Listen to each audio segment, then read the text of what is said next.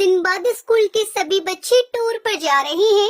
मैंने तो मैम से मना कर दिया, लेकिन मैम कह रही थी कि पढ़ाई के साथ साथ हमें म्यूजियम और हिस्टोरिकल प्लेस के बारे में देखना चाहिए और जानना चाहिए। हाँ ठीक ही तो कह रही थी मैडम। अरे हमारी बिटिया किसी भी चीज में पीछे नहीं होनी चाहिए। तुम टूर पे जरूर जाओगी। हाँ बेटा, और मैंने तो तेरे लिए नया यूनिफॉर्म भी सील दिया है, इसलिए तुझे अब चिंता करने की कोई जरूरत नहीं है। Thank you mummy papa. आप जैसे माँ बाप हर किसी को मेरी हर छोटी छोटी ख्वाहिशों को पूरा करने के लिए आप दोनों दिन रात मेहनत करते हैं। वैसे ही मैं जल्दी ही कामयाब होकर आपके हर एक सपने को पूरा करूँगी। टुनटुनी मिडिल क्लास फैमिली से थी। उसके पापा कुली थे और उनको दूसरों का बोझ उठाने का जो भी काम मिलता वो करते और उससे पैसे मिलते थे। वो उसी से अपना घर चलाते थे। वो लोग वही स्टेशन के पास किराए का घर लेकर रहते थे। ऐसे ही हंसी खुशी टुनटुनी का परिवार चल रहा था। टुनटुनी के पिता टुन्नू चुड़ा बहुत ही विनम्र और दयालु स्वभाव के पक्षी थे। वो हमेशा दूसरों की मदद किया करते थे। ऐसे ही एक दिन एक अंधी पक्षी अपने बच्चे को लेकर स्टेशन पर ट्रेन आने का इंतजार कर रही थी। तभी अचानक से उसका पैर फिसल जाता है और उसका बच्चा पटरी पर गिर जाता है। माँ मुझे बचाओ, माँ बचाओ मुझे। अरे बेटा कहाँ हो तुम? गोलू, मेरे बच्चे कहाँ हो तुम गोलू? वो अंधी माँ बेबस होकर इधर उधर अपने बच्चे को तलाश रही थी। गोलू ट्रेन की पटरी पर रो रहा था और तभी उधर से तेज रफ्तार से हॉर्न देते हुए ट्रेन आ रही थी। तभी टुन्नू चुड़ा की नजर उस रोती हुई माँ और बच्चे पर जाती है। वो तुरंत ही सामान वहीं रखकर तेज रफ्तार से दौड़ते हुए पटरी पर जाता है और बच्चे को उठाकर स्टेशन पर रख देता है। तभी ट्रेन आ जाती है और टुन्नू चुड़ा अपने साहस भरे जज्बे के साथ उस बच्चे को तो बचा लेता है, लेकिन वो खुद को नहीं बचा पाता और उसकी वहीं मौत हो जाती है। ये खबर जब उसके घर वालों को पता चलती है तो उनके ऊपर मानो जैसे दुखों का पहाड़ टूट पड़ता है। वो लोग फूट फूट कर रोने लगते हैं। माँ पापा हमें छोड़कर कहाँ चले गए? माँ हमारा क्या होगा? माँ कौन मेरी हर इच्छा को पूरी करेगा? अब मुझे कौन पढ़ा लिखा कर अफसर बनाएगा? वहीं टुनटुनी की माँ टूनी की भी तबीयत खराब हो जाती है। अब घर की सारी जिम्मेदारी टुनटुनी चिड़िया पर आ जाती है। ऐसे ही एक महीना बीत जाता है। माँ मैंने दाल और रोटी बनाई है, चलो माँ थोड़ा सा खाना खा लो। तुम खा लो बेटी, मुझे भूख नहीं है। माँ अगर आप नहीं खाओगी तो फिर मैं भी नहीं खाऊंगी। थोड़ा सा खा लो ना माँ। आपको इस तरह देखकर पापा को भी अच्छा नहीं लग रहा होगा। प्लीज माँ खा लो। उसके बाद टूनी चिड़िया थोड़ा खाना खाती है। इसी तरह समय बीत रहा था। इस बीच टुनटुनी का 10वीं का रिजल्ट आता है और वो अपने पूरे स्कूल में टॉप करती है।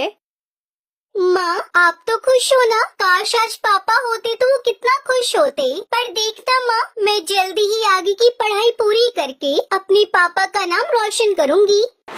टुनटुनी ये सब कह रही थी कि तभी वहाँ पर उसका मकान मालिक कड़कनाथ सेठ आ जाता है।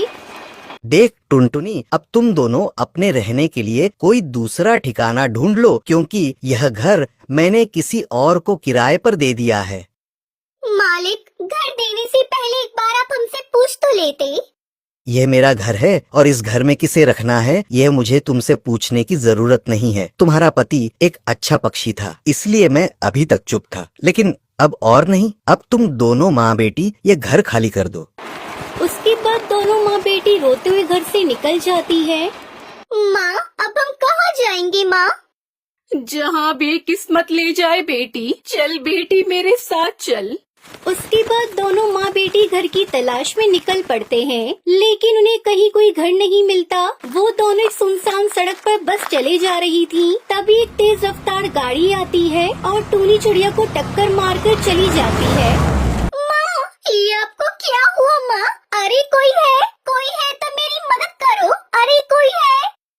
सुनसान सड़क पर उसकी मदद करने वाला कोई नहीं था। तभी उसे वहाँ एक बस दिखाई देती है और टुनटुनी चिड़िया जैसे तैसे करके अपनी माँ को बस में बिठाकर उसे चलाते हुए हॉस्पिटल ले जाती है।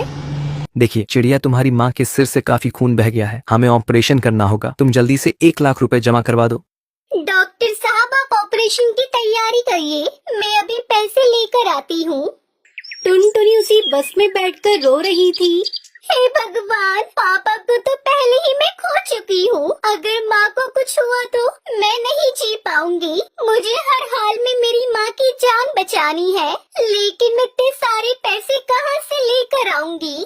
तभी उस बस में से आवाज आती है, परेशान मत हो टुनटुनी, चिड़िया मैं परी लोक से आई हुई हूँ। मैं जादुई बस हूँ और तुम्हारे परिवार वालों की अच्छाई को देखते हुए ही रानी परी ने मुझे तुम्हारी मदद के लिए भेजा है। आज से तुम्हें घबराने की कोई जरूरत नहीं है। ये लो, ये पूरे 1 लाख रुपए हैं।